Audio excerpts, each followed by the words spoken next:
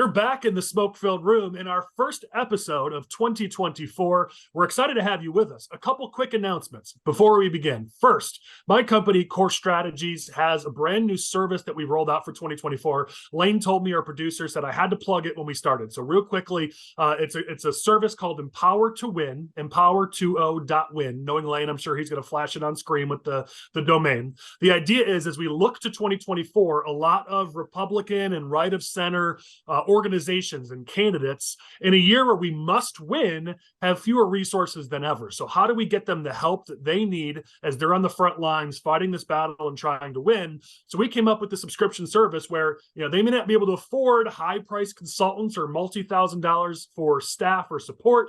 So this service, for a fraction of the cost, gives them access to a knowledge base with answers to questions, a forum where you can ask questions, share advice, a whole section on polling, a whole section on what issues are resonating right now and how to message those issues, weekly advice on what you should focus on in order to win. It's just chock full of resources and support for right of center politicos. So I encourage you to take a look at it. It's equipped to empower you to lead so we can win in 2024. Second announcement is, as we go into 2024, our SFR episodes you're seeing on screen right now, we're making a bit of a change. You've gotten to know and love Cor's political team over the last 33 episodes, but here as we move into 2024, we wanted to start to give our viewers a bit more of different perspectives, different viewpoints. So what you're going to see every week is a rotation. Yes, we'll still have our political team members on in various weeks, but we're also going to have other experts join us so that you can get different perspectives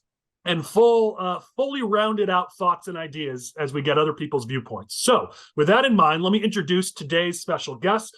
We have to start with Rhonda Belford. She is the president of the Republican County Chairmen's Association, as well as leading like 47 different other Republican organizations and entities throughout the state of Illinois. Also, it was just her 43rd wedding anniversary, which I think is just laudable and amazing. I also just broke all the rules and gave a number when it comes to a woman's age, so I'm sorry. But Rhonda, thank you for joining us. We're happy to have you. I was a child bride, and I'm glad to be with you. And the sun is shining brightly down on the Ohio River in the southern tip of the state. So we'll take all we can get. So, yes. Well, listen, you're our optimist of the group, so it works. Let me move over to our pessimist of the group. So Patrick Pfingsten is here with us. Knew that was going to happen. It was just too easy of a lead-in. He is the founder, the editor, the producer, the everything of the Illinoize, one of the premier Illinois political blogs in this state. Also a recovering Politico, a recovering newsman. You've just done everything, Patrick, and thank you for being with us this week. It's a pleasure always, my friends. And then we got John Giesecke, who is a political consultant, does a lot of work with Local 150 and a number of high-level political entities in this state. John, we're glad to have you back with us. Thanks for having me back on here, Collin. And considering we've got some national topics to talk about, it's a perfect week to have you with us. And then last, we have our political team member, and definitely least, we have Chris Jackowiak with us, joining us from his neck of the woods. Chris, glad to have you, man. Yeah, thanks for having me back, Collin. Nobody's ever called me Hacky Sack Jackowiak. It rhymes with Jackowiak. I don't know. I thought it was kind of nice. Nah, let's never do this again, all right, Corbett? All right, fine. All right, I'm going to you, Chris, first, because we had a topic we wanted to talk about last week that you, of course, I like to skip you any chance I get. So we're going to start with you this week, because I know you really wanted to cover this topic. I'm sure Patrick and others will also have thoughts on this. It was news last week. It's not really news now, but Ed Burke is officially a racketeer. He has been convicted. We don't know the extent of the sentence yet. But Chris, why don't you give us some information on this, and we can kind of analyze it a bit. We're going to be on corruption for the next couple topics here. So Ed Burke, the longest serving alderman in the history of the city of Chicago, was found guilty of 13 out of 14 counts related to a number of different racketeering charges that the federal government had put against him. Strangely enough, the only one that he was found not guilty of was related to the Burger King, which everybody made fun of him for the past 5 years, that he was a guy shaking down Burger Kings, and one thing he gets off on is related to Burger King, but that's neither here nor there. So with Ed Burke going down, the Republicans and the progressives are taking their victory laps. Another corrupt Chicago Democrat has gone down. So it's interesting to see that, I think everybody expected this was going to be, everyone would take their victory laps. Honestly, I was a little bit more optimistic of Burke out of any of the other politicos who had gotten indicted over the last few years. I thought the federal government's case wasn't very strong. You saw that his top aide, Pete Andrews, got off of all of his counts. He got found not guilty, but it seems the jury still thought that the case was strong enough against Burke to convict him of 13 out of 14. It's finally the end of the era for Ed Burke. He probably will appeal, so this really isn't the end of it, but now we have to go to, the sentencing process, and this isn't a light charge. These aren't light felonies, so he might get a good chunk of years for this. So it's a sad ending to one of the longest reigning politicos in Chicago history. You say sad, but I'd say well-deserved. Patrick, I have a feeling you've got some thoughts on this. I know it's hot take land in podcasts and shows like this, and I don't really have a hot take on Ed Burke. He committed crimes and got caught, and now he faces the penalty. It's like, I disagree with Chris on the government's case. I thought the government's case, especially considering that there were statements from Burke caught on tape, like the big tuna and how he gets things for himself out of it.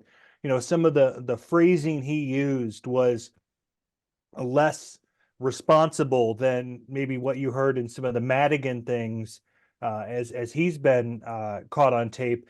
And we haven't, of course, heard all of the extent of what was said by Madigan on tape. That will surely come out in his trial later this year. I hate to do this, but people can take their victory laps. Good government groups can take their victory laps. Republicans can try and say, "Hey, look, it's another corrupt Democrat." Where does it move the needle? Voters in the state have shown time and time and time again that they are not interested in penalizing a party, whether it be Republicans after George Ryan, Democrats after Rod Blagojevich, Democrats after anybody in the last few years. They have not been interested in penalizing a political party for corruption. Voters are I almost just turned off by the whole issue. And I'm sure we'll get into it with Madigan, but there's no winning message for Republicans on this, or even progressives on this, because I just think in the end, voters don't care. Well, if anybody has any thoughts on Ed Burke to close this out, let me know right now, because the next topic is Madigan and corruption, and we just might as well get right into it. So anybody have thoughts on Burke, or should we go to the juicy part? Chris, are you happy? You got to talk about Chicago for a second? Yeah, the only thing I'll say is that Ed Burke, in relation to Patrick's point here, is that Ed Burke won re-election as alderman while he was under indictment, or at least under investigation.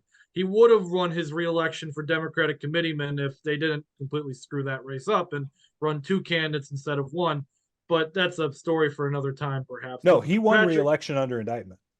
Yeah, okay. But I was referring to the committeeman race.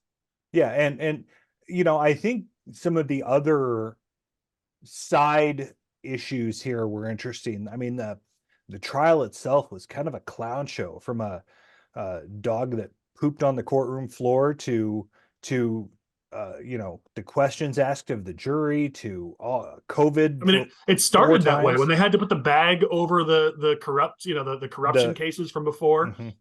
Yeah, it was from start to finish. You have the recently retired Chief Justice of the Supreme Court walking in on the arm of a criminal defendant. It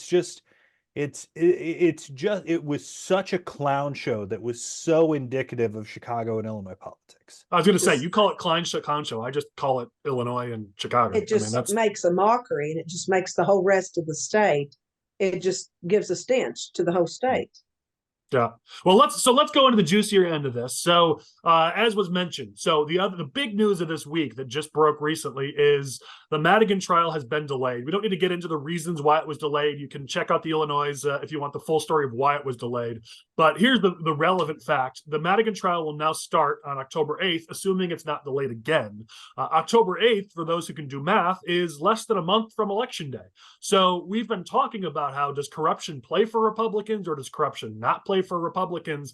Now we're going to see that the Madigan trial is going to be less than a month. It's going to start less than a month from Election Day. It's going to be in the news every day leading up to Election Day. So I got to re-ask that question. Does corruption suddenly become relevant for Republicans, or is this just a giant trap basically for Republicans to fall into the Madigan trap? And before I open it up, it's been clear. Patrick mentioned during the Ed Burke trial when the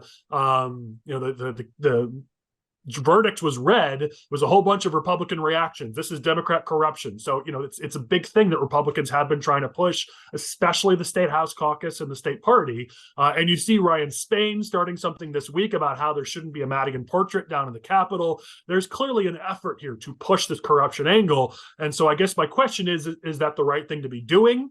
And will it work for us come November? Patrick, I know you already kind of shared your thoughts. So let me see if John or Rhonda have thoughts on the corruption idea, and then we open it up to anybody. I mean, Patrick kind of stole my take that, corruption's just, it's not a winning issue. I mean, voters just don't seem to care about it. I mean, some people might argue it kind of worked in 2020, but, I think this trial being moved to October just kind of lays a trap to focus on Madigan, where, we see time and time again that, there's other issues that people are going to care about. We're going to talk about the migrant crisis, the economy, inflation, abortion is going to be another big issue. Like, I don't even think it's going to be on the top of people's minds. And, if Republicans fall into this trap of we're going to focus on corruption, I don't think it's going to bear well for them in 2024. Well, the kitchen table issues are what are really on people's minds more than anything. More folks are just trying to survive. They can't worry about Madigan when they're just trying to survive. And they don't even have enough to, food to put on the table when they're just worried about a job. And see, Rhonda, I disagree with you on that. Collin, what was the number one issue in your poll that voters had in 2022? What was the number one issue? With threats to democracy? And that's not going away in 2024. That's going to be the number one issue. It's not going to be corruption. It's not going to be taxes. It's not going to be inflation. Nobody understands inflation. The migrant crisis may poke through, but threats to democracy will, especially in the suburbs. I mean, up here, Donald Trump is treated as a real threat to the future of this nation. And that will be the permeating issue for voters. And I don't think Republicans have any idea how to message around it. Yeah, well, it's interesting, Chris. Let me go to you next, Chris. But it's interesting you mentioned that because I got to do a plug. So we have, as part of our brand new Empower program at Cor, we're doing monthly polling that you get access to if you're a subscriber. And we asked the question, what is the number one issue to voters right now? And that answer is in the Empower portal. And I'm going to cheat. Ryan and Lynn are going to kill me, but I'm going to say it was yet again, threats to democracy was number one. If you want the full results, you got to subscribe. But threats to democracy was yet again number one as the top issue. And this poll was done days ago. So you're not wrong, Patrick. Chris, what were you going to say? Oh, I was just going to, understandably so, threats to democracy has come up as the top of the poll we just did and the poll we did after the end of last cycle. The one concern I have about threats to democracy always placing first is it seems like that is it's a plurality, and it's a very loud plurality amongst very liberal factions of the Democratic Party. We talk about like the suburban, stay-at-home moms who watch CNN and they think Trump is a threat to democracy and MSNBC. I don't see this being a real issue for the middle, really, because we're seeing in polls across the country that even in polls that say Trump is committed a crime and he's a bad dude, Trump's still winning the poll. So I agree that threats to democracy isn't going away, but how much is that actually affecting other issues going on? Let me answer your question, Chris, because I get your point. And here's the thing. I don't think Rhonda's wrong. I think those kitchen table issues are still important because inflation, economy, crime, those are the next. We can tell us every day about people with their taxes. Actually, so taxes is always at the bottom of every poll I've seen in Illinois for like the last 3 or 4 years. And I think that's a trap. This is why I encourage people to be part of that Empower portal, because Republicans fall in this trap where we say taxes, taxes, taxes. And I got to tell you, I could point to 15 to 20 polls in a row over the last 5 years that I've seen where taxes is at the bottom, actually. Illinois voters don't care about taxes. They talk about it. But when you ask them, what issues do you care about? It's way below economy. It's way below inflation. It's way below threats to democracy, immigration, crime, all those other issues. Taxes is usually bottom 3. Well, when it comes around, when it's tax time, It's They taxes. should care about taxes just like they should care about corruption, but they don't. Just like they should care about out-migration, but they don't. And yet these are the messages we keep pushing. You look at, Illinois Policy Institute or some of these groups, it's always out-migration, it's always taxes, and these are not the issues that resonate with voters. Chris, to your point about threats to democracy, I'm just looking at the splits on the poll we did. Threats to democracy was top, not just amongst liberals, but also moderates. So it wasn't just on the left, it was also in the middle. When you go by party, threats to democracy was first amongst Democrats and it was first amongst independents. So I don't know that it's that issue that only plays on the left. Now, where I think it is it's one of those polls that plays differently to different people. I think moderates, Yes. independents, conservatives might look at it differently than, say, a liberal or progressive. It's a catch-all issue, but there's a reason why threats to democracy has been at top of the polls in this state now for what, a year and a half, 2 years? But to circle back on Madigan here, I mean, we have a clear track record in this state. Republicans have made every campaign since at least 2014 all about Madigan. It worked a little bit with Rauner's money in 2014, of course, with the national wave that came with it. Not much. It was just because he ran against Pat Quinn. It wasn't the message. And 2020, the House Republicans gained seats. I think that had more to do with the tax referendum than it did anything else. The graduated income tax. Madigan has proven to be a loser. It's worked one time. Issue for Republicans. One time for Kilbride. It's the only time it ever worked. And that was because they were able to just snow Kilbride over in money, which they can't do in legislative races. The fear Republican voters, operatives, members should have is that the GOP falls into the same old it's Madigan trap. And if you're getting mail pieces sent out in October trying to tie Ann Stava Murray to Michael Madigan because she took $1,500 from him 7 years ago, you're going to lose. You're going to keep losing. And I don't know that you have fresh faces or fresh ideas among any of the Republican operative group that's running things that knows or can be forced or pushed not to fall into that trap. And House and Senate Republicans hate my guts anyway, so they're going to hate it even more after that. I think Senate Republicans have the capability to do it, but they don't have the races to do it in. I'm concerned about House Republicans. Well, they have, because they're the ones. It's not the Senate Republicans who've been pushing the corruption narrative. It's been the House Republicans. So I'd say the Senate Republicans probably are a little bit more on board with what you're saying. They just don't have any races to play in 24. My concern is, will the House get this before November? The House is in real risk. Yeah, I think, Patrick, you bring up a good point. Like, Madigan's gone now. So it's not like there's this tangible guy in office who's taking actions like anymore. He's gone. Welch has been speaker now. So it's like you need to focus on something new that voters are actually going to care about.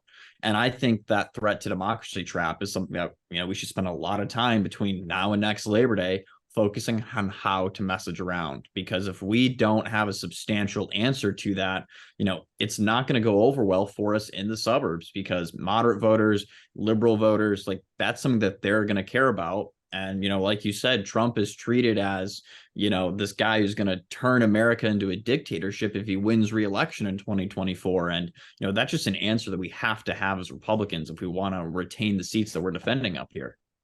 Yeah. Listen, on the corruption issue itself, I've bounced a little bit back and forth on this, and I want to be a little more clear today in the way that I word this. So when we talk about this period right now, that's pre-election, you're not in election season. Yeah, we've got some primaries, but for general election voters, they don't pay attention yet. You're not in that election cycle yet. This is the time to try to push issues to see if you can make them resonate so you can make it into an issue during the general election. So right now is the time where if you want to say, hey, we want to try to make corruption an issue, or we want to try to make X an issue, this is the time to talk about it, to see that when you pull it in July, does it now resonate and does it move voters? And so I will make sure I make that point that we're not in October yet. If we were in October and we were talking corruption, then I think you're right, Patrick, we're going to lose. But right now is the time to try to make things into an issue, to try to make people in the public care about something. And so if that's what the Republicans are doing, then I think we're good. If they're out there now just trying to push this to see if they can make it resonate come November, and they do a poll in July or August and see that it isn't resonating and go, fine, we can't talk about it. That's high level political expertise. Now, we've never seen that in Illinois. Illinois. So I can understand maybe people being pessimistic that that's not actually what's happening here. But this is the time to try to make things into an issue. So that may be what they're doing, and I want to give them the benefit of the doubt. I'm sure I'm the only optimist who will do that, but I just at least have to try. Well, Collin, if I might add another point to this Madigan thing, I also would like something I brought up in the first SFR we ever did, back when we were in the conference room and everything, and that was Madigan nostalgia. Because I believe, I'm a firm believer, that as the state gets progressively worse, we have, Chris Welch, a speaker who has no idea what he's doing, and they're going to keep passing bill after bill after bill, and the House Dem majority is going to get even wider and wider and wider. People at one point are going to realize, hey, things were better off in this state under Madigan. Why are we attacking Madigan? So I think, listen, I'm a minority on that opinion, but it goes along with the fact that Madigan's messaging has rarely worked in this state. And I think the farther you get away from Madigan, who had ever been in office, it's going to work even less and less. Even if they throw the handcuffs on him and he's shipped to jail for a gazillion years, it's not going to matter because he's not in power currently. I just think white Catholic Chris just tries to put himself in the minority any chance he gets, just because it's not a position he gets to be in very often. I'm in a minority often, Collin. I think there's something to be said, though, about the way the legislature works compared between Madigan and Welch. The trains ran on time when Madigan ran the House for the most part. But I think it has more to do with the makeup of House Democrats in 2024 than what they looked like in the mid 2000s or early 2010s, that there's a lot fewer Lou Langs and a lot more Will Guzzardis in the House Democrats, and that is a particularly unmanageable position for any speaker, whether it was Welch or Jay Hoffman or whoever it might have been.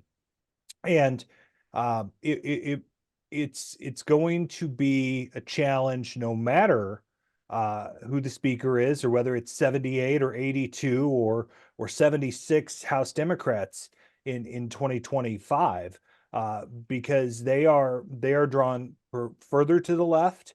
And John Boehner's old line, trying to keep 218 frogs in a wheelbarrow. I mean, it's 78 House Democrats in a wheelbarrow right now. I mean, you can't.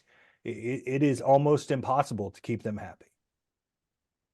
Well, we're going to keep an eye on this. As John said, this is definitely some of these issues like threats to democracy or even corruption. We're going to have our messaging solid, and we're going to have to know which of these issues we focus on and which ones we don't. So we'll certainly be talking about that in upcoming episodes here. Let's get into a political topic. I know everyone wants to talk about IL-12. I'm sure Michael Butler, our buddy, is really sad he's not with us this week because he loves talking about this race, but he'll get a chance next week. But we've got some major developments in the Bost versus Bailey primary.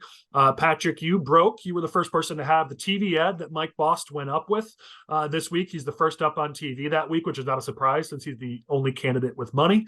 But Bailey's done some pretty viral things this week as well with his "I will not comply" narrative that's gotten a lot of viral attention. So both candidates have done some things this week. We got to talk about the race and talk about how we're seeing things and how things are looking. Patrick, since I mentioned you broke the Bost TV ad, why don't you kick us off here? And you are muted, my friend.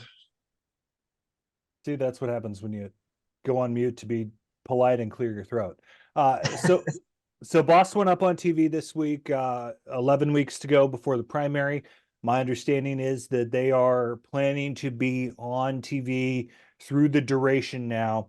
The spot, I'm interested in your opinion on it, Chris, or Collin, that I wasn't particularly impressed by it. It felt like they were trying to hit as many of their top 10 issues in their baseline poll that they could squeeze in there, and you found one Trump issue with the wall when you're running against a guy who's practically spray painted MAGA to his chest. It seemed like a very, very milquetoast ad, and I don't know that it really showed what Mike Bost not only has done but is capable of doing. And I didn't like it. I thought it was pretty lame to start with. I'm interested in what you thought, Collin, and specifically Rhonda too, because she's the queen of Southern Illinois. Well, bless you, but So go Yeah, ahead, Collin, what your take is. Sure, I'll say, yeah, I thought it was too much. I think a lot of times in politics, what we see with a lot of these candidates is they try to accomplish too many things, and as a result, they accomplish nothing. This is like that mail piece that just is a word salad. It's just a book that arrives in your mailbox, and unfortunately, people see it and throw it away. Nothing sticks. I think it's a challenge a lot of times in politics for politicos to really edit themselves and just say, "Hey, I'm going to say one or two things really, really well instead of trying to say 30 things." And I had the same impression from the ad. They tried to do too many things, too many issues in there. There wasn't enough Trump in there. I'm concerned that they're maybe looking at their poll numbers saying, hey, we're good. We don't need to fully embrace Trump, when I don't think you should feel that comfortable with your poll numbers. It should have been more to the point, more solid, more clean, more clear, way fewer issues, way fewer words. Definitely should have been more sort of Trump shout outs within the ad. Listen, he's first up on TV. It was a high quality production ad, so it's not going to hurt them, but it won't help them as much as it could have.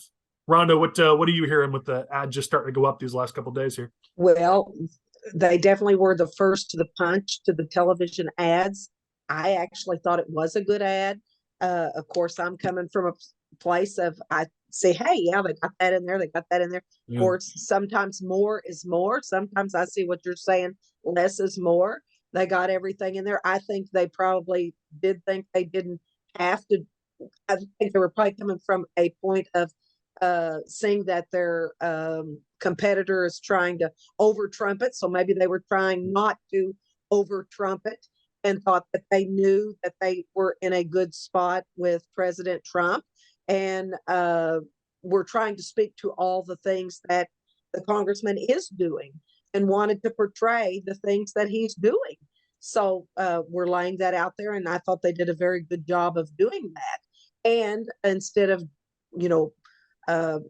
putting everything out in the mail like so many mailers that just get tossed in a can, going straight to the people on television, and where his competitor is actually doing a lot on social media, that type of stuff. So I thought that probably it was a good idea.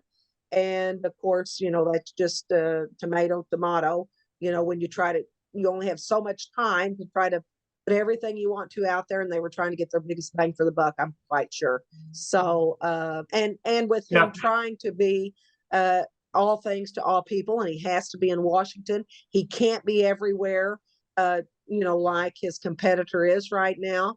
He's got to get it out there, and he's got to make it good. So they were trying to squeeze everything in. So I can see that could kind of be what gets them to that point. And I think the issue is, the reason why we might say it's not as good of an ad is because if you're targeting people like you, Rhonda, who pay attention, you're gonna hear every word and remember every word. Right.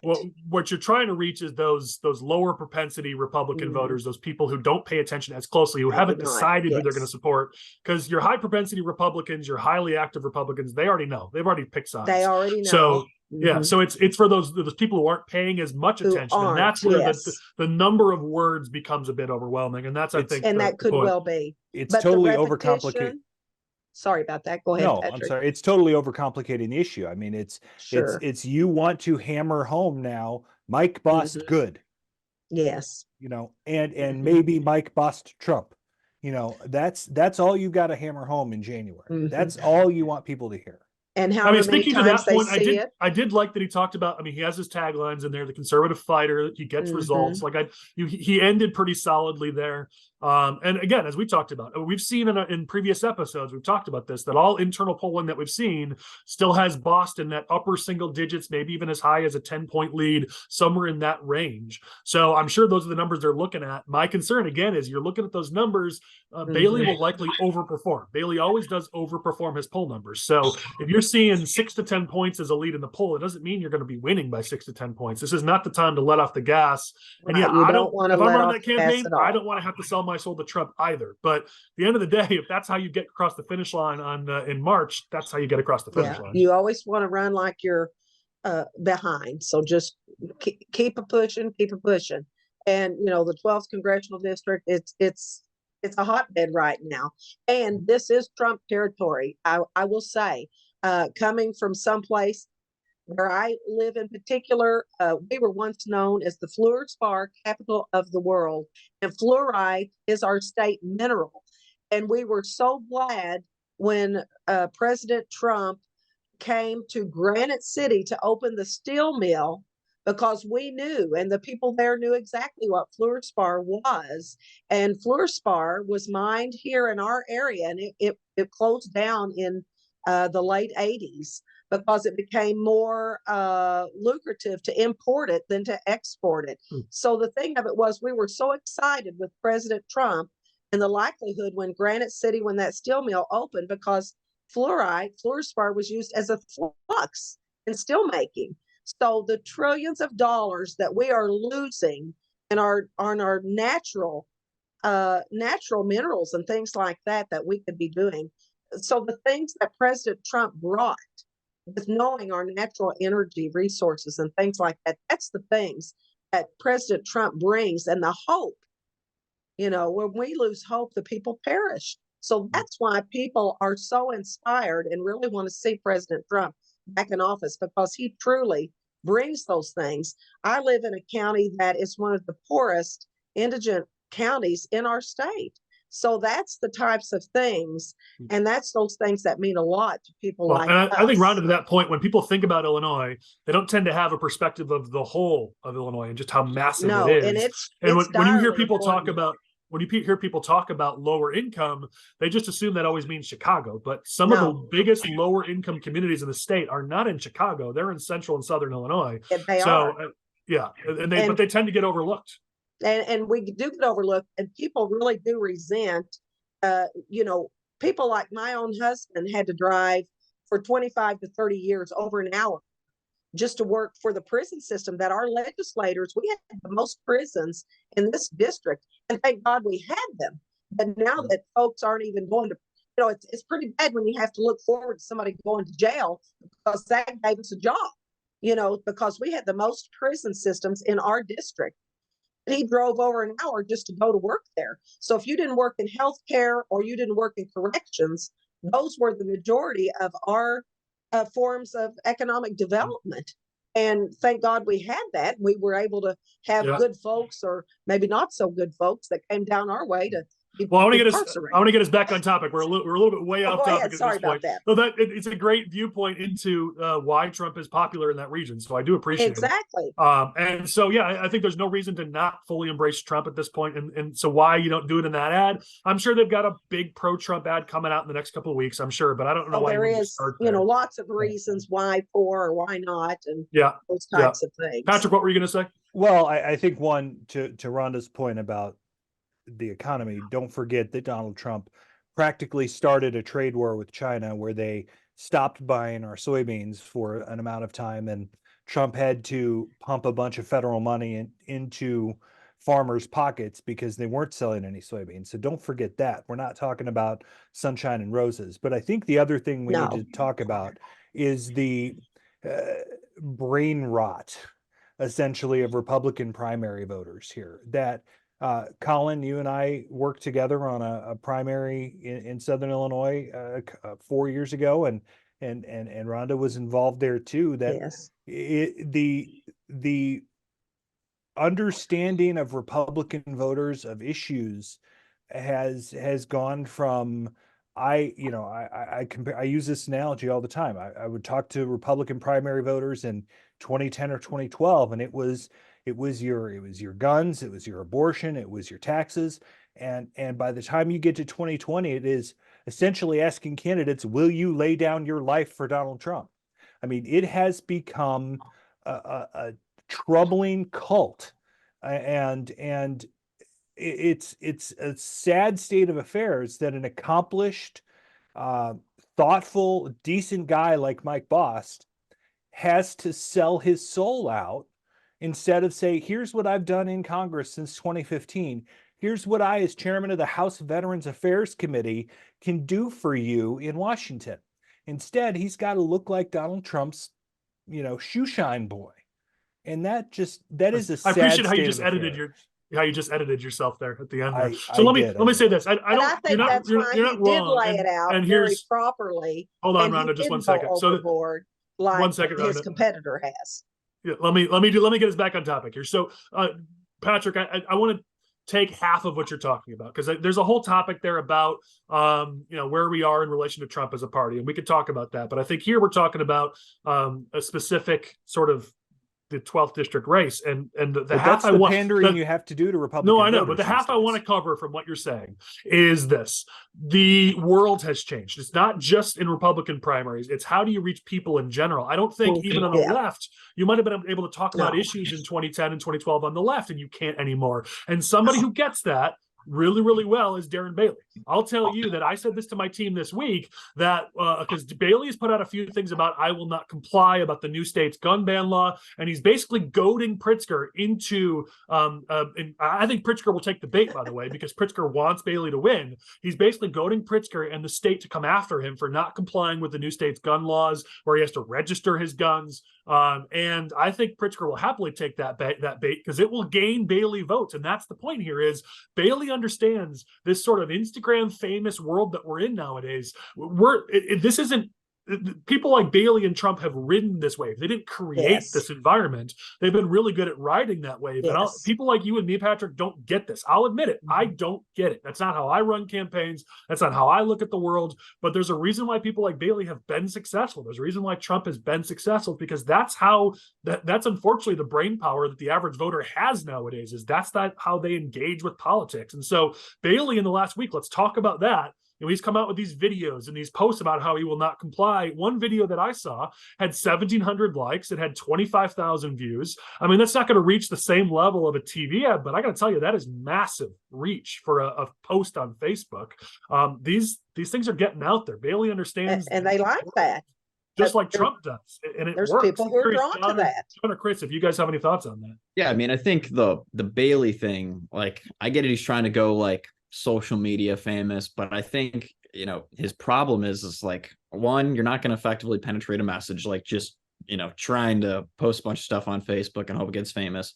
Two, what percentage of those voters are actually like living in your district? I mean, the guy just ran statewide for office, so like, yeah, he's got 25,000 views, that's great, but how many of those can actually go out and vote for Darren Bailey? Like, I think that's the problem he's going to run into, where Mike just got up on TV. We can talk about whether or not we like the ad.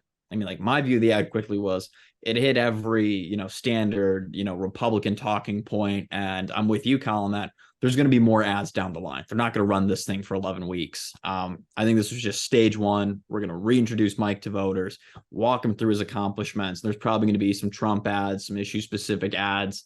Like, I just, I get Darren's trying to go social media famous, but I don't see how that's going to give him a viable path to victory of penetrating his message of why you should pick me over Mike Bost. Because it's, like I've said before, Mike's not some, moderate Republican. Mike's a conservative guy. He endorsed Trump out of the gate when he announced he was running a third time. So it's like, Darren needs to really take the time to make that contrast of why I'm the more conservative option, than Mike. And I don't think posting a picture of you solving a puzzle with a couple guns is going to get it done.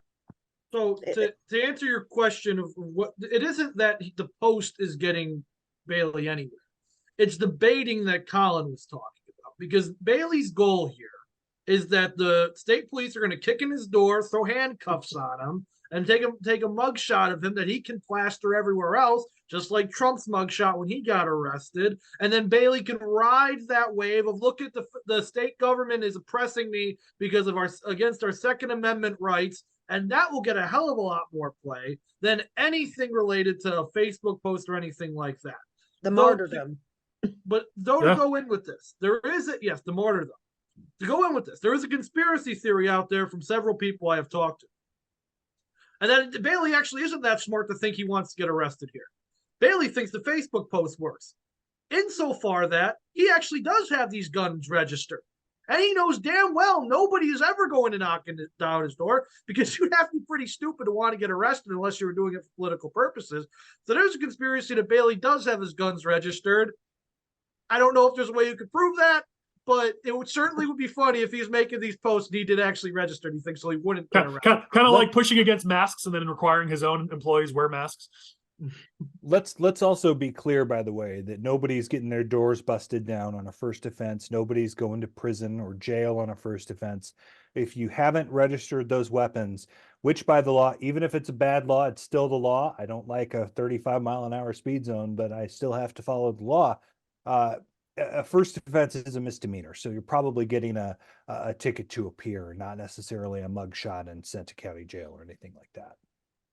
Yeah, and you're right, though. And I think the early primary may keep this from being as big of an issue as they need it to be. But I do think whether it's accidental or it's purposeful, this is I'm sorry, gonna say it, a fairly brilliant play. I don't like it. It's not great not following the law. I get that point.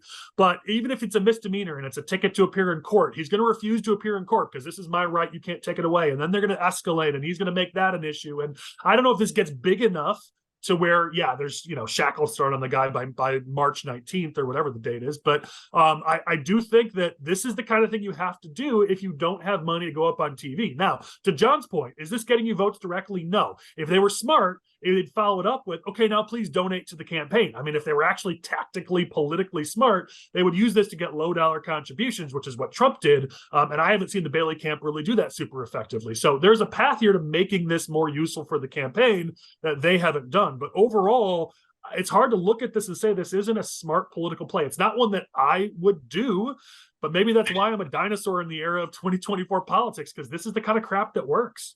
Well, and I think it shows just how out of touch voters are with the issues that matter, because tell me what a congressman can do about the Illinois assault weapon ban. Nothing. It's a state issue. And Darren Bailey is he's either forgotten he's not running against JB Pritzker anymore, or he doesn't care. And I guarantee you it's that he doesn't care because he knows that voters don't know the difference. It's the same reason House Democrats for all those years sent Medicare, Medicaids, or Medicare and Social Security mail out with all of their candidates, because they didn't care that voters didn't understand that it was a federal issue. It works. They just knew that it worked. Yep. Yeah, listen, I got grief for that. I remember one of my first campaigns, like over a decade ago. It was for a committeeman's race in Cook County, and we talked about taxes and property taxes and the economy. And people were like, "What are you doing? This is awful. You're just a horrible person. How do you not know that the committeeman can't do anything on this?" I'm like, "Yeah, but the voters care about it, so shouldn't we be talking about it?" Like, it's that concept.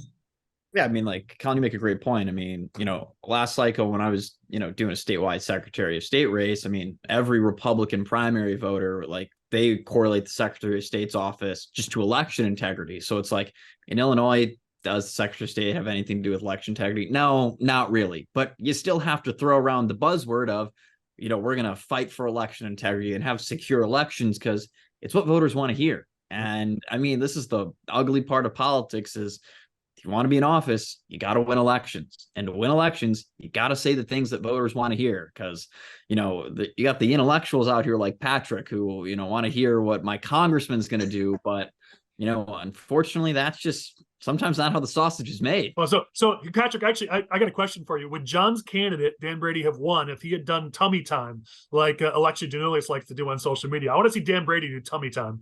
Well, first of all, I appreciate that he's the first person in the history of the world that's called me intellectual. So thank you for that. Second of all, he's right. Alexi Giannoulias pushed the election integrity issue, the protecting voter rolls, for, saving our democracy. He pushed that stuff all through the fall, and they knew darn well that it wasn't an issue that actually mattered because the Secretary of State doesn't have a role there. And I think we, and I fall into this trap because I get into too much inside baseball in the newsletter that I write, but voters are not properly informed, and that's a huge issue because there's no critical thinking, there's no understanding. It's just watching screaming heads on Fox News and MSNBC, and the lack of understanding of how the actual process and layers of government work.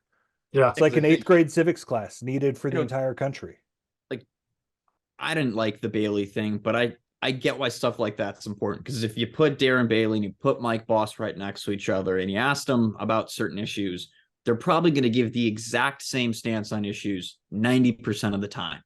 So now you have to differentiate yourself, because when we all agree we want the same thing, we want all these conservative policies, how do I make someone vote for me over my opponent? And sometimes you got to pull gimmicky stuff like that to get the job done. Yeah.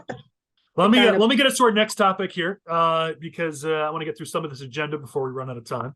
Yeah. We have this week officially the filing period opened for presidential candidates in Illinois. And so while I hate talking about national politics, apparently there's some calendar gate going on right now where there's some big controversy in the conservative movement and the side about some calendar going around about there. I've gotten multiple tweets about it. Like, that's why I don't follow national politics. But because we have filings right now for these presidential campaigns in Illinois, I have no choice but to put it in the dang agenda. So here we are. But what I found was interesting was who filed, who hasn't filed so far in Illinois, and the fact that there was an objection to Trump's candidacy filed within hours of when usually it takes days before these objections were filed, but this thing was in right away. They were ready. It was like an 85+ page objection. So they've been waiting to file this. They've been ready to file this thing.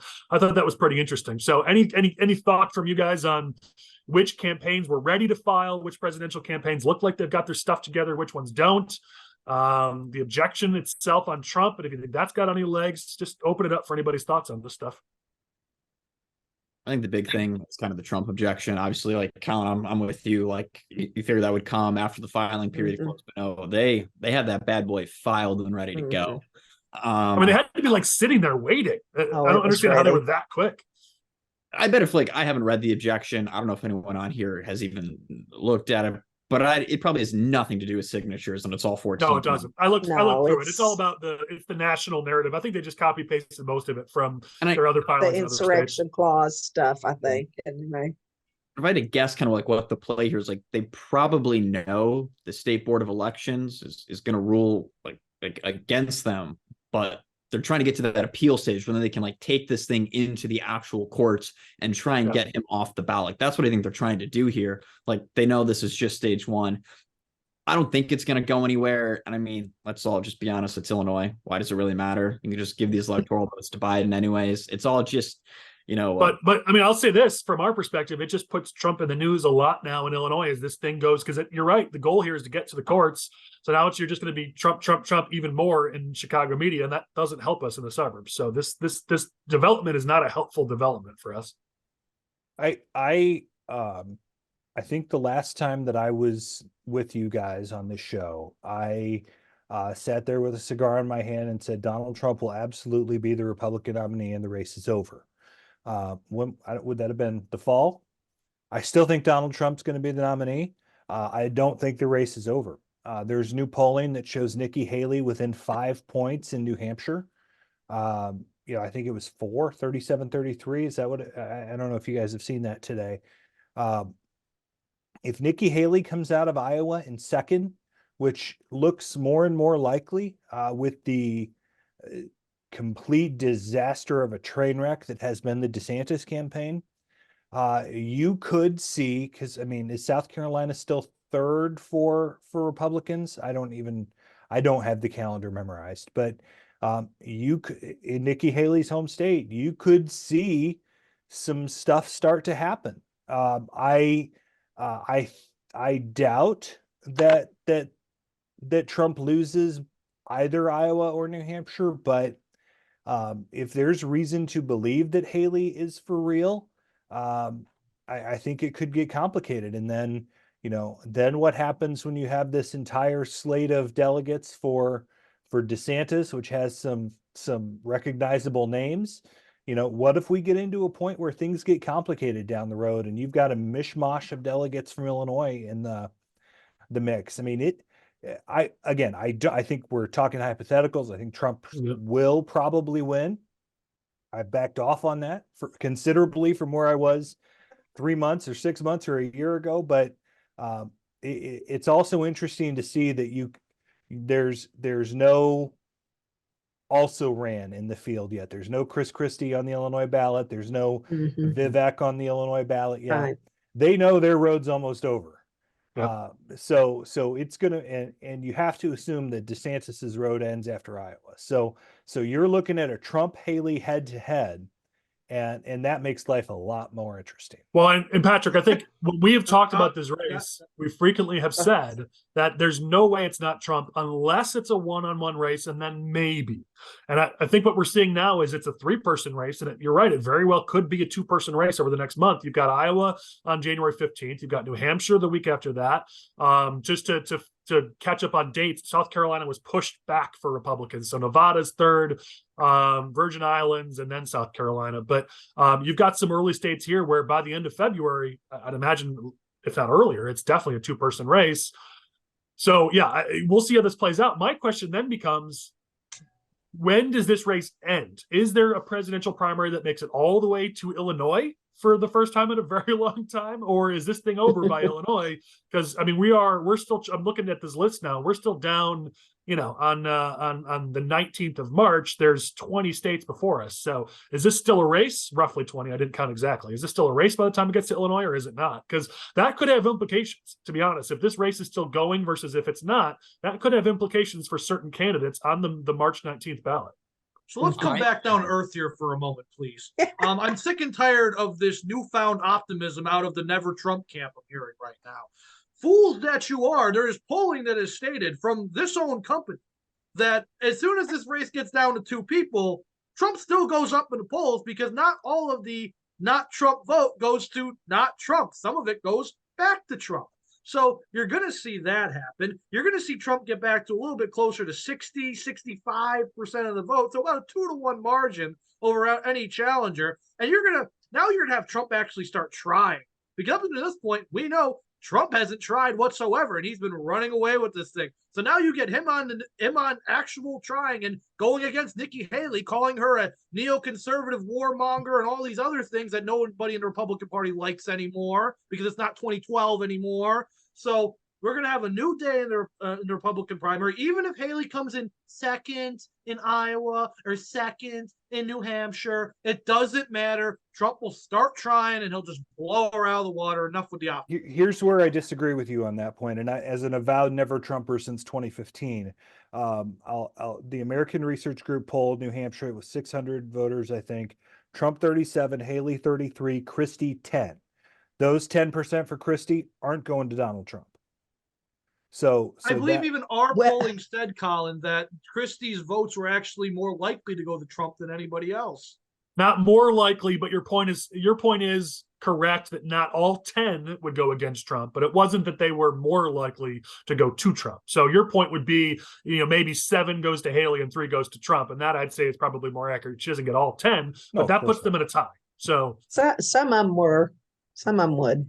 But either way, the point is this may become a race, which frankly, let's be honest, we love entertainment. I'd love if there was at least a real race here. Whether it's Trump or not, I don't know. But I want to keep us focused on Illinois if that's possible. You've only got 3 real campaigns here in the state, the ones that filed already. So that's DeSantis, that's Haley, and that's Trump. Those are the ones that were prepared, that filed their delegate slates. There's some interesting delegates in the list. It's fun to peruse through that. But you've got 3 real challengers on the Republican side. And so, I think for the rest, it's time to get out of the way. And on top of that, again, my question is, do all 3 candidates make it to March 19th? And if so, which ones do? I think, we brought up a good point about how Vivek hasn't filed, poor for Matt DeRay, Chris Christie hasn't filed. Like you're kind of seeing the writing on the wall here that, they know that their time is coming to an end. Christie's campaign died, the second Sununu endorsed Haley. I really have never known what Vivek's been doing from the start. And so I think this is a 3-person race. And to answer your question about who makes it to Illinois, well, I think first, for DeSantis, everything hinges on what happens in 11 days in Iowa or 10 days from when this is released. Like if he comes in 3rd in Iowa and it's not a close 3rd, his campaign is dead. I mean, he has to keep this either 2nd or a razor thin margin between 2nd and 3rd, because he's put all of his eggs in Iowa. And I think if you're Nikki Haley, if you can have a good finishing in New Hampshire, obviously do really well in your home state. And I mean, if you can luck into like winning a New Hampshire, I think you can make this into a 2-person race between you and Donald Trump by the time we get to Illinois. But the problem is like you said, Collin, is we're on the 19th. Super Tuesday is on March 5th, and there's 874 delegates up on that day. If Trump just comes in and sweeps Super Tuesday on March 5th, this race is over. I mean, whoever becomes a one-on-one with Trump has to be competitive on Super Tuesday to just keep this thing going for as long as possible and hope that, they can gain enough momentum. It's kind of like what happened with Joe Biden. He had a really poor start, had a ton of momentum after South Carolina, and it just spiraled from there for him. If you're a Haley or a DeSantis, you want to win an early state, you want to have a good Super Tuesday and just build momentum to show that you're viable. Yeah, I mean, you've got California and Texas on Super Tuesday, so that's March 5th. If Haley is still in the mix by March 5th, which if she wins the South Carolina primary, which is February, I think 24th, I just looked, she could maybe get some momentum, but she's got to raise a lot more money.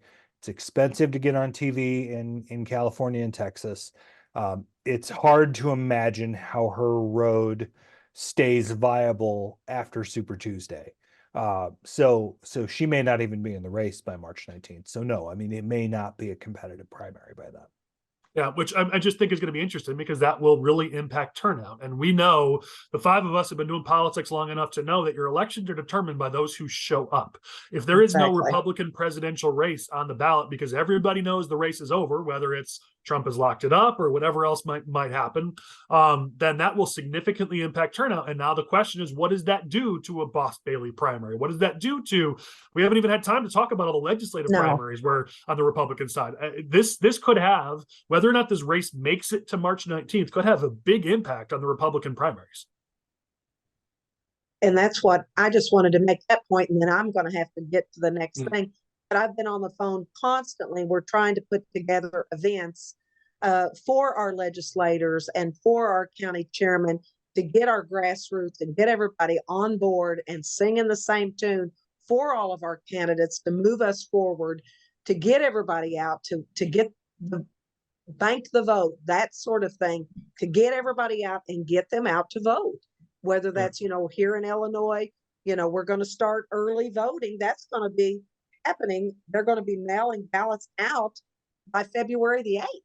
So see, we're going to be that's going to be the first day for early voting in office. So that's right around the corner. So it's very important that happens. So we're going to be all over the state, having meetings with our county chairman, bringing our legislators together, the state party, all of that. So we can be all together singing the same song, educating people. That was the key, just like Patrick said, because a lot of our voters, they really don't understand and they don't know exactly. So it's important that we get in the know and get educated so we can make the right decisions as to who to vote for, those types of things. So, Rhonda, that's a really scary thought. And you're right. We are 1 month away from the first votes being cast in these races. That's a scary thought.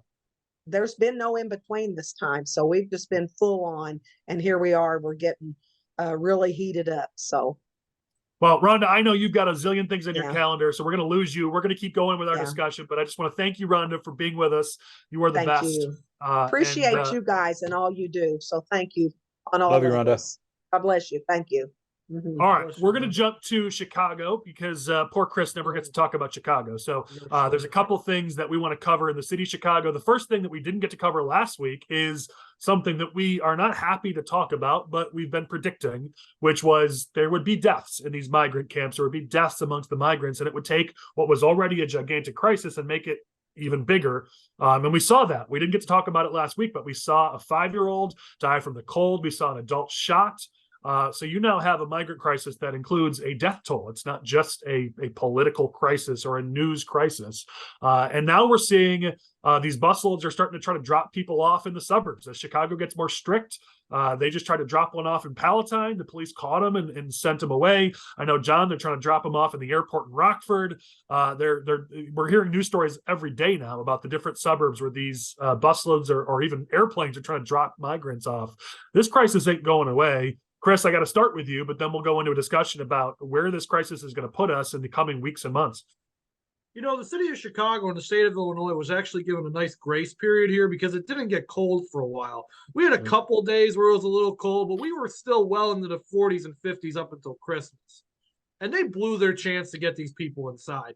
There were so many ideas, the soft-sided shelters. I know you hate that term, Collin, but the soft-sided shelters and, all these other things they're planning on doing. And still, to this day, the most reasonable solution that's come out is just the Catholic Church giving them the vacant churches and vacant Catholic schools from the Archdiocese to house these migrants.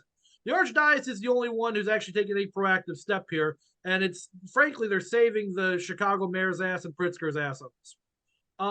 I don't know. Again, like I say every week, I have no idea where this is going to go. They're moving these migrants out to the suburbs now because I don't know if the buses are just deciding to be a little bit different, or maybe they're actually scared of the measures that are being put in place by the city of Chicago. But now these municipalities are putting their own laws. Joliet on Tuesday had a big city council meeting where the city council and the mayor unanimously approved regulations for busing. It's a $750 fine per migrant that gets off a bus in the city of Joliet's limits.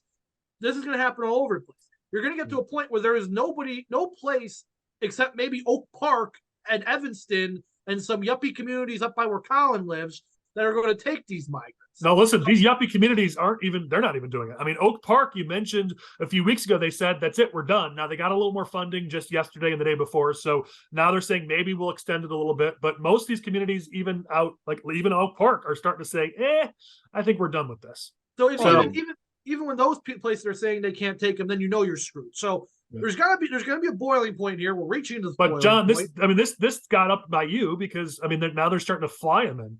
Yeah, no. So on New Year's Eve, they're starting to fly them into Rockford. And so like now this is, I live 75 miles from Chicago. The Rockford airport's about 85 miles from Chicago. And now they're starting to fly them into here. But the problem is Rockford is not a sanctuary city. And I get it. They have a Democrat mayor, but Rockford is still not a sanctuary city. And sanctuary city has nothing to do with the migrant crisis. We know. No, the point is furthermore, but Winnebago County has a Republican sheriff and is not afraid to, arrest migrants who are here illegally. So what they're doing is they're bringing these buses out onto the tarmac, they're loading them on buses, and they're escorting them to the McHenry County line and telling them to go to Chicago's landing zone. But the problem is these buses didn't even end up in the Chicago landing zone. It's taking hours. And this is just becoming more or less a Chicago issue. And it's becoming a Northern Illinois, issue where you're sending them to Rockford, you're sending them to Joliet, they're sending them to Palatine. At some point, we just need to all be adults and say, what are we going to do to solve this problem? Well, it doesn't this change it from it was Pritzker saving Chicago and Johnson to it's now no longer Chicago. It's multiple communities throughout the state, which means it's the governor's problem now. It's not, hey, I'm going to go save Chicago and help out Brandon Johnson. It's now Pritzker's problem because it isn't just Chicago anymore. Well, first of all, this has to do with the rules that were put in place by the city and state as to when and where buses can be dropped off, a limit on the number of buses that can be dropped in the city, and the fines that were threatened on those bus companies at that point. So Texas, in response, which essentially gives Chicago and the governor a big middle finger, said, we're just going to drop them around because that's not our problem. So you have a group of migrants, a bus full of migrants who are, again, and I feel like I have to say this to every Republican in the state because they don't care to listen to it. These people are legally in the United States seeking asylum. They are not illegal entrants.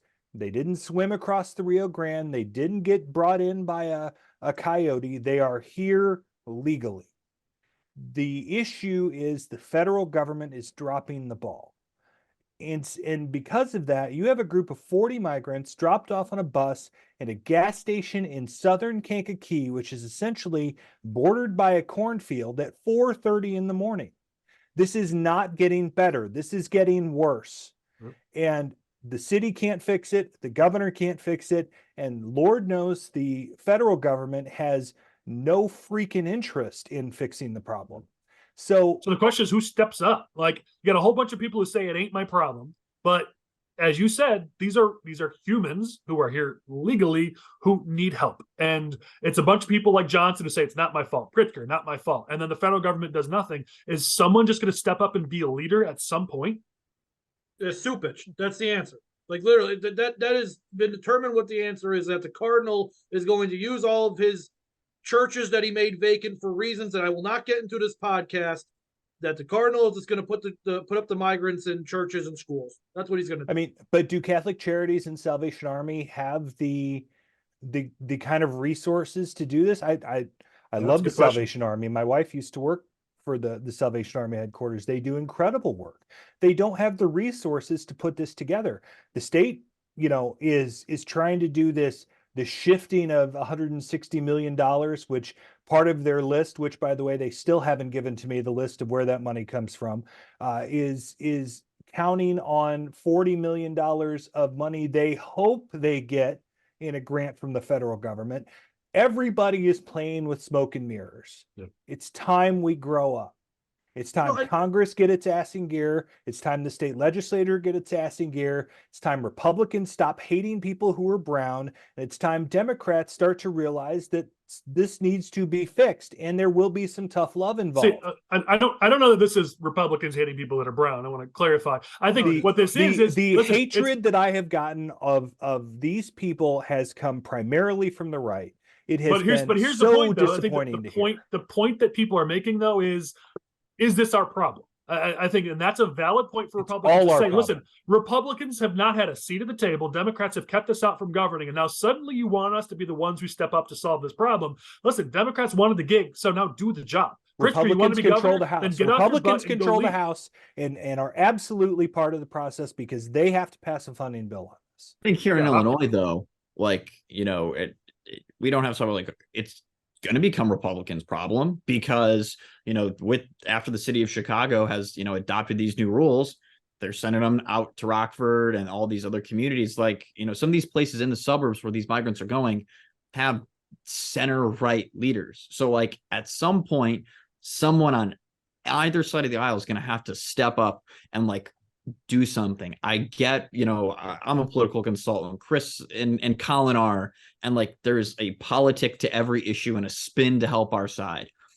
But at some point, someone's going to have to step up and say, okay, these people are human beings. We're not going to leave them out stranded at gas stations or in the cold and in these miserable conditions, and step up and do something. Because in politics, I think that stepping up and being a leader on an issue can pay off. And it's just one of those things that's it's mind-blowing. Abbott's going to keep sending them as a middle finger to the Biden administration. It's going to continue to be our problem in Illinois because Abbott refuses to do anything in Texas. So we just have to step up and solve it. It's that simple.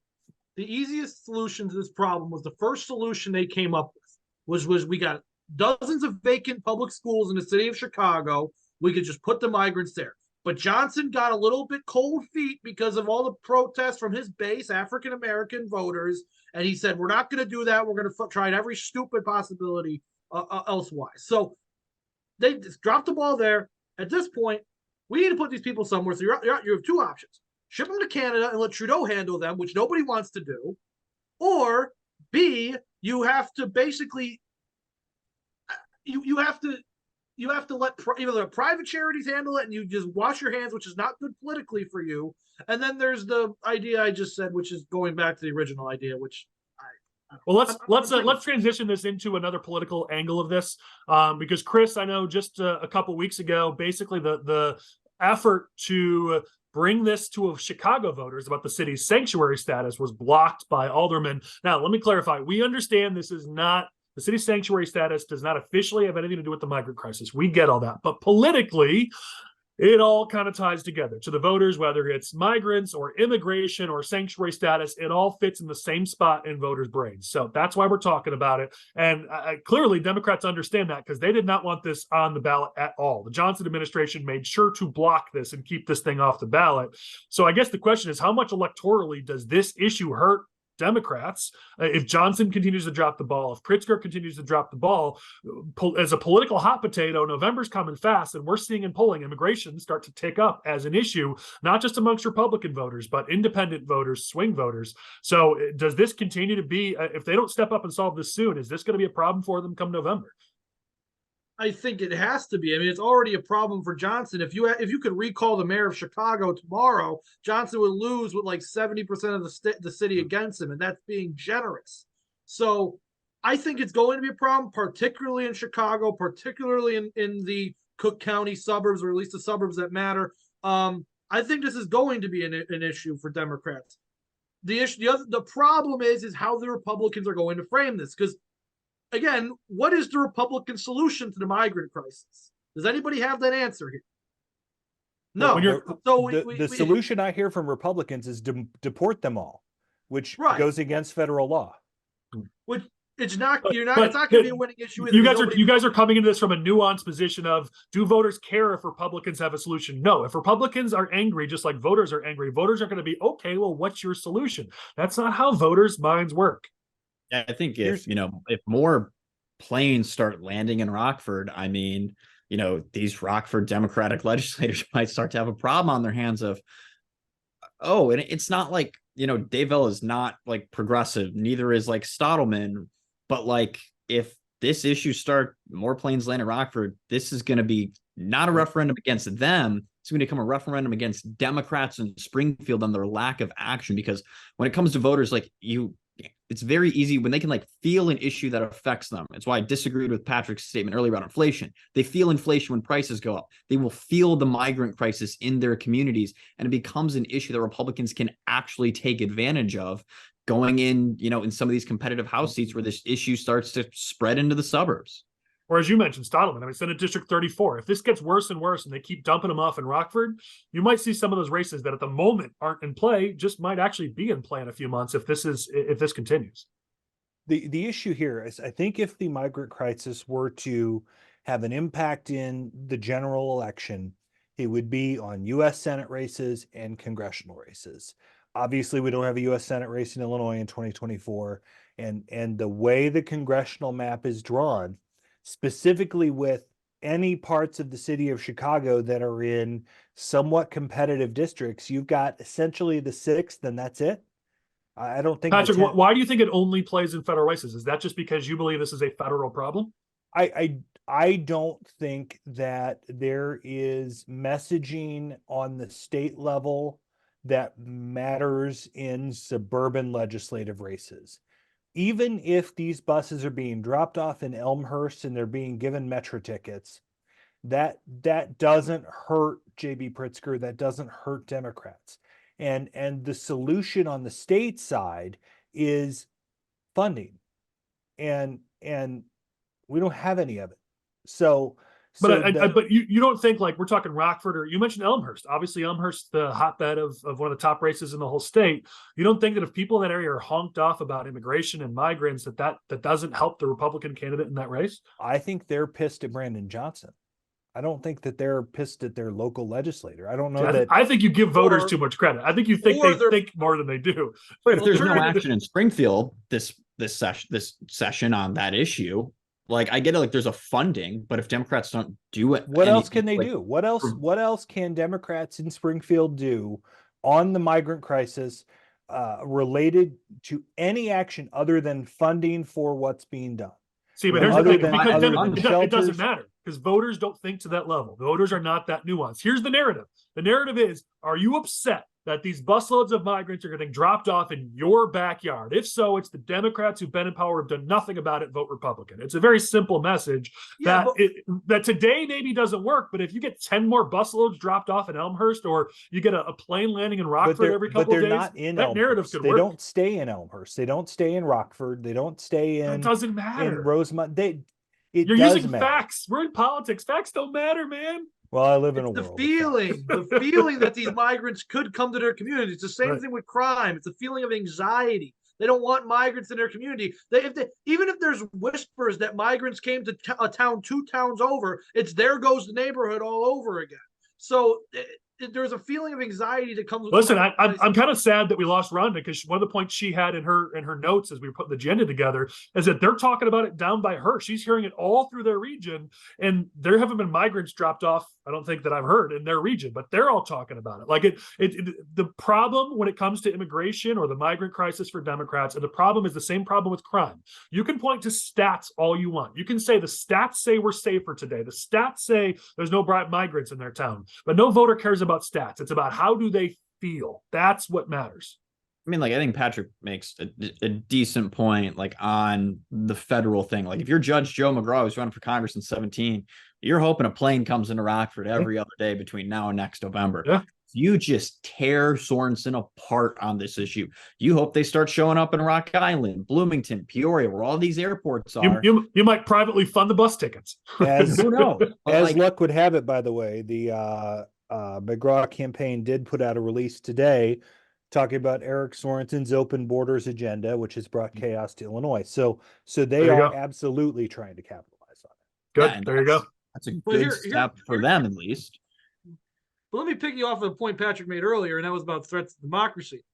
We're talking about how threats to democracy is number one issue. We know all the suburban women love their abortions. Are they going to care about the migrant crisis when the two pressing issues on their mind is that Trump's going to become a dictator and that they get their abortions taken away? That's the other problem.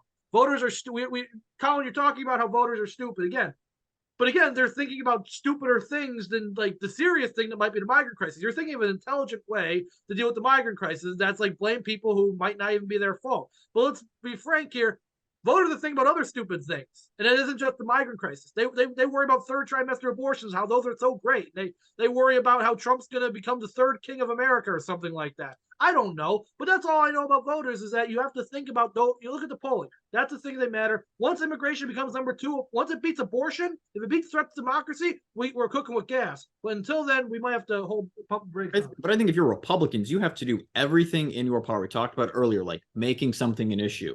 You need to do everything in your power between now and next November to make this the issue. Make it to where it gets to the point where that is all that are on voters' minds. Those suburban moms who care about abortion, well, now they're more scared about migrants coming in their community. And that is what's on the top of their mind, to the point where it's like, all right, this is a local issue that communities are feeling, and that's what's going to influence them when they get to the portion of their ballot that's state level. I care less what they do at the federal level. You know, Joe Biden's going to win. Almost every Democrat incumbent is going to win the reelection for Congress, I bet. But when we get to the state level, we need to make this the issue that's happening in Illinois. Same thing like we did with the graduated income tax in 2020. That failed, but Joe Biden still won the state. It needs to become the state level issue in 2024. Do you think that Republican legislative leaders want anything to do with the immigration issue? I mean, there hasn't been a word from Curran or McCombie on this. There hasn't been a press conference. There hasn't been a press release on the. But it's not that they've left it alone. They did. They don't want the issue. They brought the group down to the border not that long ago. I mean, it's not like they've left it alone. They took a whole trip to the border to highlight border issues. Which, so by it's the not way, I as think if I got 0 press releases on that, by the way. That was a social media stunt. It was, but I'm just saying it's not nothing. Here's Chris. Let me close the topic on this because we're out of time and we got one more topic I want to cover before we close. Just looking at our poll, immigration already beats abortion by 1% in the poll. So when you're talking about once it gets higher than abortion, it's already there amongst the independents, the general populace. So again, my point was, it's not, if election day were today, I wouldn't be saying let's push immigration. I'm saying if this keeps going, if the migrant crisis keeps getting worse, if more planes land in Rockford, like, do we get to a point in November where this might be something that moves votes? We have to wait and see. It's only January. All right, we're going to skip ahead to the back of the agenda because there's one thing we have to talk about this week, and then we close. But with Patrick and John here, I want to make sure we cover this topic. I've heard all over the place about Illinois' population. Some say it's shrinking. Some say it's going up. The Illinois Policy Institute and Center Square and a few other outlets have pointed to a number of things that show that the census figures are that our population is declining. Pritzker's office says that's not true. Raja Krishnanorthy says that's not true. And they're pointing to numbers that just came out that says that the state census undercounted our population by 47,000. There's numbers all over the place here. IPI points to the United Van Lines and how they say that Illinois is the second highest state for outmigration.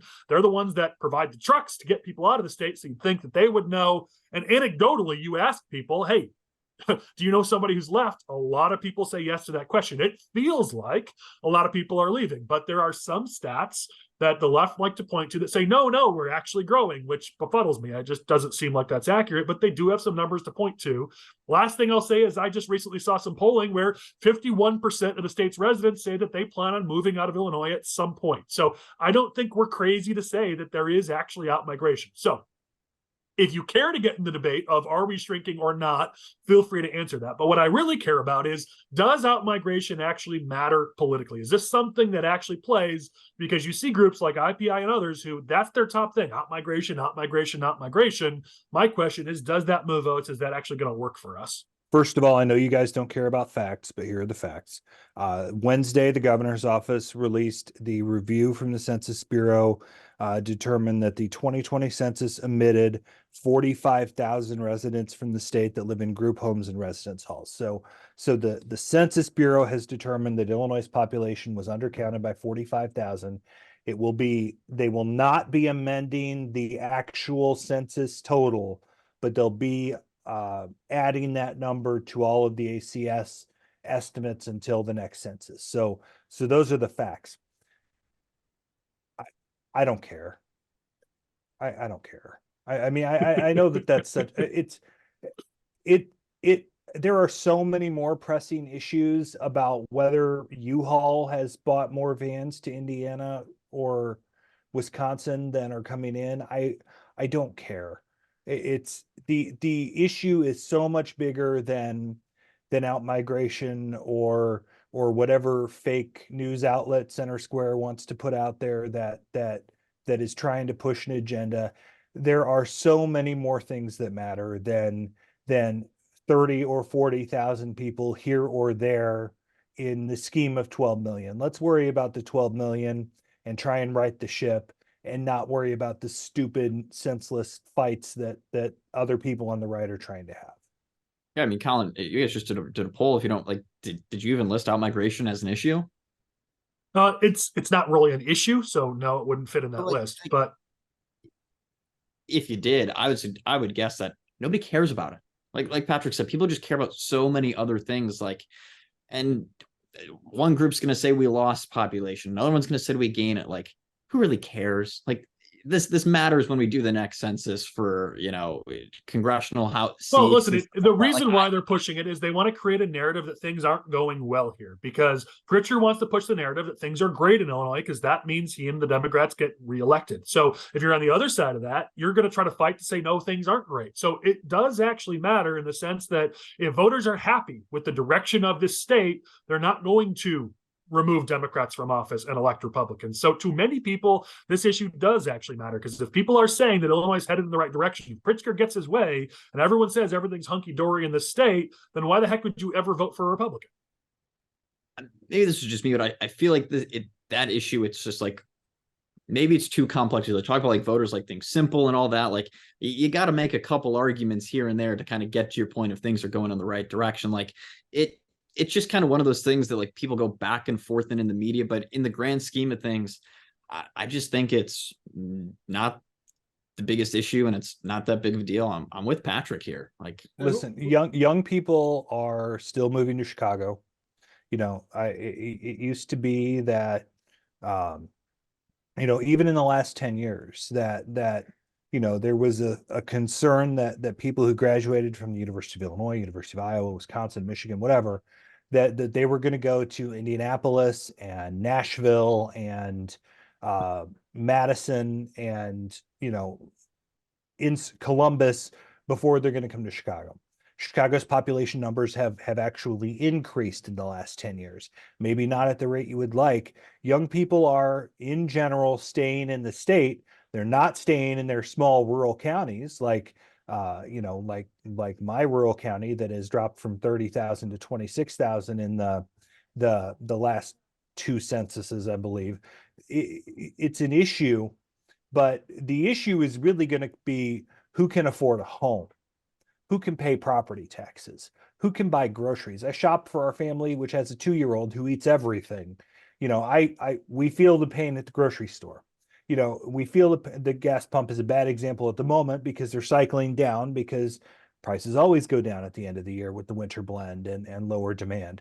So it's a catch-22 in that sense, but the issue is less. I mean, when you hear about outmigration from these to the right organizations, whether it's the Franklin Foundation or whether it's the Policy Institute, they're trying to get the people that say, well, I'm moving to the free state of Florida. you know, if you want to move to Florida where there's no income tax, great, but there's alligators too. You know, it's not always a win. You're saying that as if it's a negative, but alligators are fun. But I get your point. Chris, what are your thoughts? No, you know who that message resonates with? People who already left. If I live in the state of Illinois, I care about a million other things rather than if the guy down the street decided to move to Tennessee because he did it. His kids moved out of college and he didn't have any cultural tie to the suburb he lived in. Nobody actually cares about that stuff. You know what people care about? They care. There are underlying factors that go into why people leave this state. Sure, that people care about, but nobody's thinking, wow, Jim down the road, he just bought a $300,000 home in Texas. I really, I'm worried. I'm going to vote Republican this cycle. Nobody thinks this way. People think that way because they want to. People think, something is bad in this state and this party presents a better alternative. It has nothing to do with, just because Joe Blow wanted to move to a different state. People who have bad things to say about the state have already left. Well, you're not wrong there. They do talk about the people who have left have been more Republican than Democrat, higher income versus lower income. So you're not wrong on that point. And I will say, just from my perspective, Cor Strategies for the last 3 years have encouraged our clients to stay away from out-migration as a topic because every poll we've seen, to John's point, our last poll did not include out-migration. There's a reason for it because all the polls we did prior to that to test whether out-migration was actually a persuasive issue with voters, especially swing voters, every time it's not. So I don't think any of you are wrong. Appreciate your perspectives. Let's close with a fun topic as we close this out. We got the Bears Super Bowl this weekend. Bears Packers. That's unfortunately the best we get on an annual basis, but we might be able to knock the Packers out of the playoffs, which is kind of fun. So who do you guys got for Bears Packers this weekend? What's your betting line? Do you know the line on the game? I don't 3. actually know the line. But John's the kind of guy who has that number off the top of his head. Yes, I do like to dabble in the sports betting world. I'm pretty sure Green Bay's going to win. They got everything to play for. If you're the Bears, easiest off-season decision ever. Trade Justin Fields while his value is at his peak. Fire Matt Eberflus. Hire an offensive coach, and you're going to draft Caleb Williams solely for the purpose of you reset the rookie contract. You are not giving Justin Fields $30 million. Like, at worst, I think Caleb Williams is just another Justin Fields. Like, there's been a model to win across this league. You're not fitting it. Clean house. How have you watched Justin Fields the last few weeks and not looked at a guy who is an elite quarterback in that league? Beating up on like tomato cans, like the Falcons and like the Lions recently. Their secondary is not good. The Lions won the league over everybody, or over, and they don't have a great secondary still. Like, and the Falcons were in the mix. I mean, I feel like Justin Fields has really turned the corner, and but I don't think the Bears win a Super Bowl with Matt Eberflus as head coach. I hate Jim Harbaugh. I think he's scummy. I think he's a bad dude, but I think he should be the Bears coach. So let me give the Packers fan perspective here. No one cares. The Bears will win this weekend, so I think you want to care about that because the Packers are notorious for losing. Let's be honest. Last year, right? We lose these games, like where we've rebounded. Jordan Love looks great. We got our third franchise QB, and now Justin Fields is going to roll into Lambeau Field, and he's going to drop like 30 points, and we're going to lose on like a pick six or something. It's going to be some stupid thing. But here's the answer I'll give on Bears quarterback coach, whatever decision the Bears make, it'll be the wrong one. It doesn't matter if it's Caleb Williams, Justin Fields. The other answer would have been right. That's so right. Other answer would have been the right one. That's all you need to know. Because the Bears are a pathetic franchise, who have pathetic people running the team, who have always run a pathetic team. They have a pathetic fan base. It'll be the wrong answer, whatever. You don't got to rip on the fan base. You had us until the very end, then you lost all of us. No, you guys, I heard you guys were a playoff team over the entire winter. I'm still riding that fact. Well, to that point, I posted on social media this week because context is everything. It drives me crazy. You got to understand expectations. We in politics get this, where if you're in a district where you're supposed to win by 20 and you only win by 10, don't crow about that. You actually suck. You did 10 points worse than you were supposed to. When Kim Foxx got reelected, but underperformed Joe Biden in Cook County by 35 points, the story is you underperformed Biden by 35 points. Not that you won deep blue Cook County. So when I look at the Bears' schedule and I see they had one of the easiest schedules in all of the NFL, everyone's like, ooh, they won 7 games. It's like, yeah, but the teams that we beat were 42-70. That's not a playoff team. When you look at Justin Fields being in the bottom 5 of almost every single statistical category for quarterbacks, don't tell me that's an elite quarterback. Now, I don't think he's a bad quarterback either. I think he's there are two halves to this season. I think he's above average. I think Justin Fields is above average. I like the guy. I don't think he's great. I don't think he's awful. I think he's better than average. The question then is, do you pay someone who's better than average $30+ million? That becomes the question. But either way, I think the important point is this Bears team is not one player away. We need 5 starters on offense, 5 starters on defense, and a new coach. This is not a team that's 1 or 2 players away from a Super Bowl. So people got to get their heads on straight. When you got 7 wins, you're like, ooh, we're going to be the it team next year. But the teams you beat all sucked. Collin, you guys had 3 wins last year, and you guys said you were the it team this year. All right, it's not you guys. I didn't say that. If the Bears line up DJ Moore and Marvin Harrison Jr. on either side, unborn baby Corbett could throw for 50 touchdowns. Well, there's a meme going around about that, about how you've got Marvin Harrison out there wide open, but the ball hits his feet because the quarterback can't get it to him. You can have all the best receivers in the world, but if the ball can't get it out 10 yards from the line of scrimmage, who cares? Here's the great thing about it. If you're the Bears, you're going to have 2 top 10 picks. Rome Odunze, who, if any of you watched, the national semifinals on Monday, was lighting up Texas secondary. I'm going to draft Rome Odunze. He's the number 2 ranked wide receiver prospect. Put him next to DJ Moore with Caleb Williams, who has an arm and is accurate. Now we're cooking with gas. So I have the right answer here. I'd rather have Joe Alt than the Bears GM Chris Jackowiak. Draft Marvin Harrison. Draft a guy that Jonathan just said, whose name I already forgot. Sign Kirk Cousins. You guys sign Kirk Cousins, you guys go to the Super Bowl. You'll never make this decision because you're cowards, and you'll go with either Caleb Williams or Justin Fields. But Kirk Cousins should be the Bears quarterback. That's dumb. We almost need the Kirk Cousins. You like that meme to close that out? You like that? That's right. That's right. That's Bears fans don't like that. They fear me in my That's the dumbest thing I've ever heard. Well, it's a good place to stop this episode. Chris saying something that we all agree mutually is the dumbest thing of the episode. So let's just give him that crown and move on with the episode. Thank you everybody for joining. Thank you to John. Thank you to Patrick. Thank you to Chris. Thank you to Rhonda, who had to go because she is literally the busiest woman on the planet. We really appreciate you guys all for watching these episodes. Please like and subscribe, and come next week to hear what other dumb ideas we have that we want to share with you. So please, we're looking forward to seeing you all next week.